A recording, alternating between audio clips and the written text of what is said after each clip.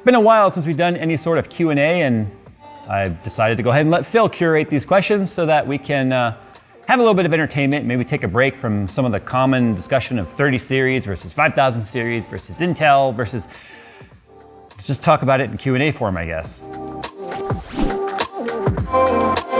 NZXT's Build is the simplest way to get a gaming PC customized the way you want this holiday season.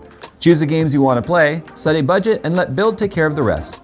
The all-new starter, streaming, and creator PCs take the guesswork out of finding a PC that meets your budget and gaming needs, and with a 48-hour turnaround backed with NZXT's 2-year all-in-one warranty and same-day shipping available with Blitz mode, you can start enjoying your new PC right away. To see what NZXT Build can do for you, click the sponsor link in the description below. Have you achieved what you set out to do in regards to your channel / what do you see for the future? Well, I think the first thing to mention is I didn't set out to do anything. I never intended this channel to go anywhere. I did it for fun. I did it more as a dare because I didn't believe anybody would watch anyone talk about computers. And then I had no idea that 8 years later, computers were going to be more popular than they ever were, giving us more content to create and new users to welcome and educate than ever. I didn't set out to do that, but I'm also not naive. I also know this cannot go on forever. So I'm always constantly thinking about what the next step is going to be. I don't know what that is yet. I know I'm working towards it though. And I know that that just means freedom from YouTube's platform, because if something happens to the platform, then obviously the users go with it. So we're always looking at what we can do to try and diversify as much as possible, whether that be some sort of a syndicated show on TV and be like the next Leo Laporte. Let's face it, I'm the oldest guy in the tech space that, you know, of the tech YouTubers. Got the gray hair to go along with it too, but look for me on Channel 38, QVC, cable. QVC? Oh, is that QVC? Wait, no, not QVC. That's Shopping Channel. So the last part of his question is just, if you had money was no object, what would be your dream car? You know, people know I'm a car guy, and they ask me that all the time. I don't have a dream car. I'm not gonna be like a Bugatti Chiron or a Senna or something like that. I mean, these are cool cars, but I don't have. Where would you drive a Senna here? Not here, not in SoCal, but I don't have a dream car. I'm sorry. Seem more like a Jay Leno type of situation where you just want a all the cars. Garage. Yeah, I've got like, oh God, so many cars in my Forza garage. What personal PC tech or gaming purchase do you most regret looking back on with what you know now? Any badly performing hardware or awful games or anything that you bought into the hype on? Okay, so we have to obviously go back to way before the channel, when I was having to actually go out and research and buy all the stuff. Okay, so we go back to like the PC Club era, and when I was getting off my Pentium 4, my 3.16 gigahertz or whatever single core that it was, I was like, I'm going dual core. And my best friend was like, I don't think you probably want to wait for Core 2 Duo. I was like, no, Pentium D is gonna be good. It did go up in smoke though, literally. Wait, what? Back then you could put the wrong plug in the wrong plug, and so yeah. I put a PCIe power plug into this EPS, which the grounds are different. Yeah, it's the blue magic smoke smelled for a week. How do you think Intel will survive in the long term? Do you think current issues are due to systemic company-wide issues, or are you expecting them to bounce back in like 2 to 3 generations? Yes, I do believe that their issues that they have are purely systemic, and I think it stems all the way from the top. I think it's from Intel's extremely arrogant business practices that gamers don't matter.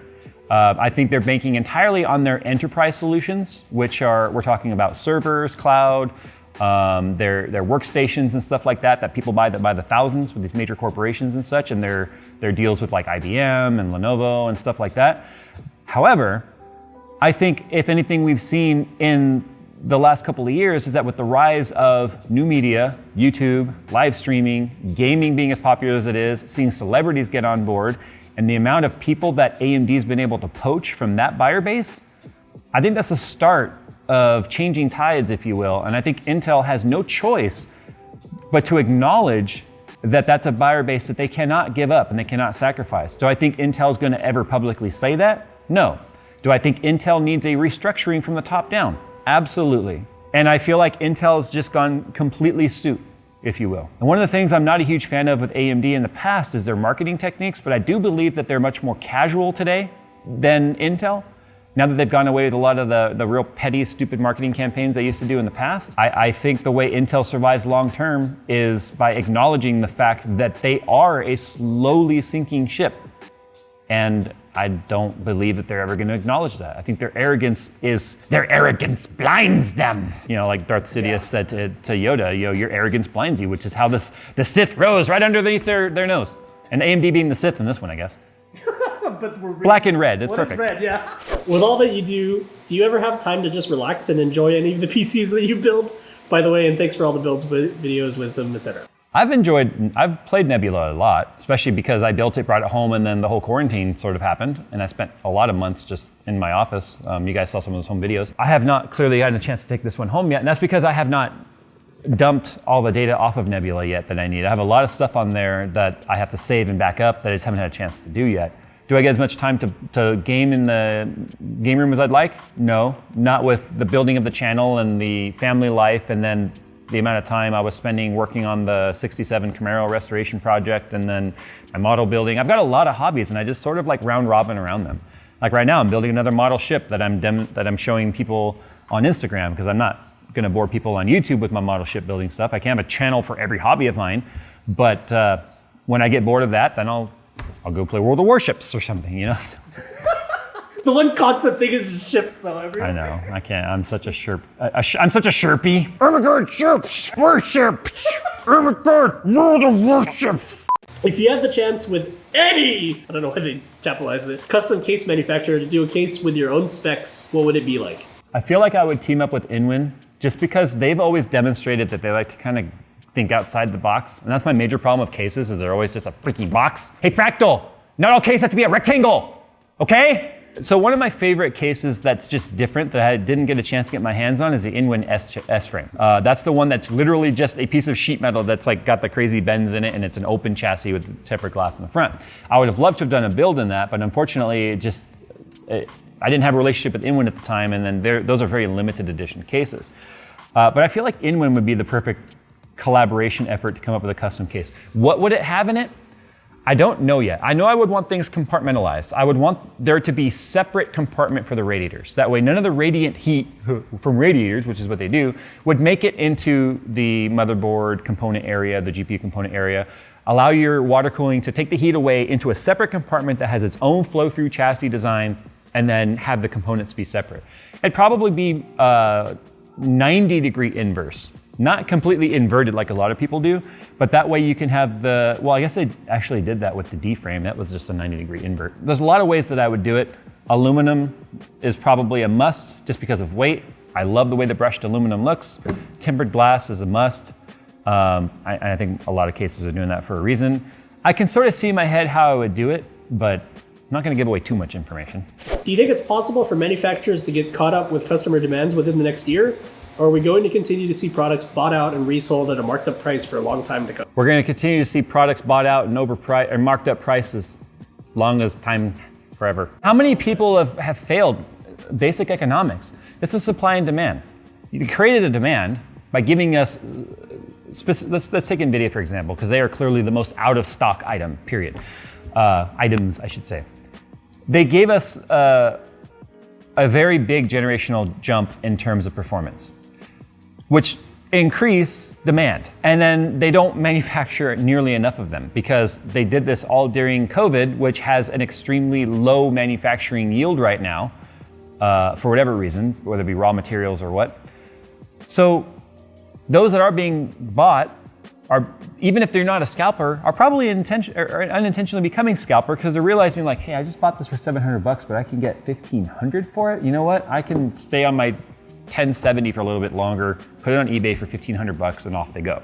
That's what a lot of people are doing, not just scalpers, not just people intentionally scalping or running a scalping business. It's just everyday users are realizing like, I might as well get my little piece of the pie.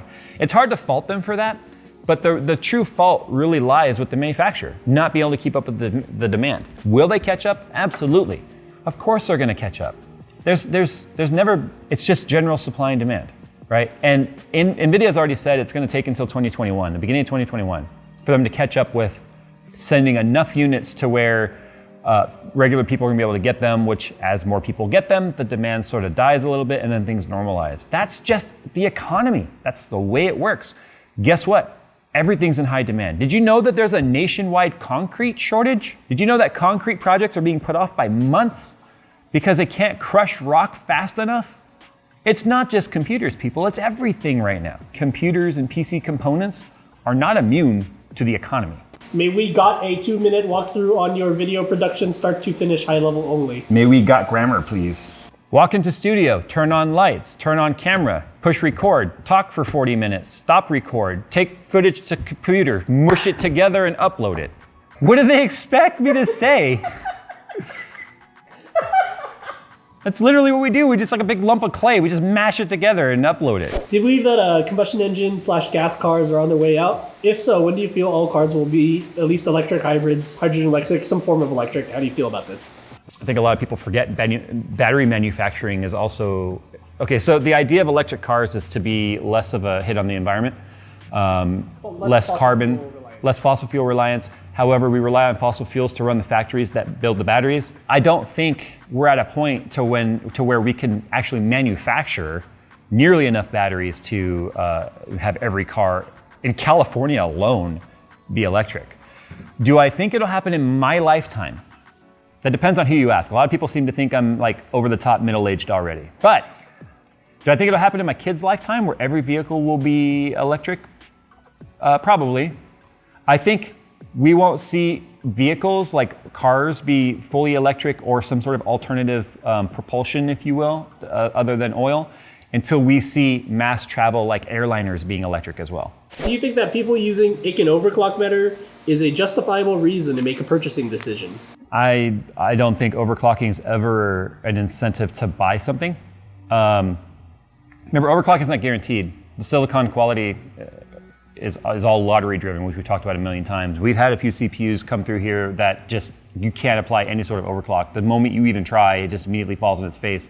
It works within the parameters it's designed to, and that's it. Phil's had one of those as well that just is a dud overclocker. Same thing happens with the graphics cards. Some of them are great, some of them are not. I think what happens is most components these days have quite a bit of headroom into them because in order to get the best yields and know that they're going to work across everyone that buys them, they have their theoretical max and then they turn them down from there, and then that's where they all land. But overclocking should never be an excuse to buy something. In fact, we've reached an era now with 5000 series AMD that, yes, it's a lower clocker, but its IPC its IPC performance is so much beyond Intel that even at a lesser speed, you're getting faster performance. And we don't even overclock our AMD CPUs because if we turn on precision overboost, or overdrive, which is an overclock technically, it's all automated though and automatic, we see pretty big gains without us having to go in and tweak anything. It's kind of like, theoretically, let's say we have an AMD truck and an Intel truck, right? And they both are carrying dirt, and their job is to get this pile of dirt to that side of the room. You might have an AMD truck that can only go 40 miles per hour versus Intel can go 45 miles per hour, but then you've got the AMD truck that can carry 20% more dirt than the Intel truck. So it's moving slower but carrying more. So which is going to get all that dirt to the other side faster? Right now it's AMD. Core for core, it's AMD every time. And that's without any sort of overclocking. But I see people arguing over overclocking being a buying incentive. That's just ignorant. Because that's not guaranteed. It's just not. There's no other way to put it. That's a really stupid straw man argument. You're always going to find that guy that loses the lottery. And then you get into the ethics of people that will buy CPUs and they don't clock well, and then they return them to Micro Center and buy another one, or return it until they get a good one. Well, that's just screwed up anyway. It's messed up to do that. I've never done that. All right, so thanks for submitting your guys' questions. I hope this was somewhat entertaining, just a little break from all the usual stuff. We're probably gonna be doing another rate your setups here pretty soon, and then it's gonna be launch season all over again.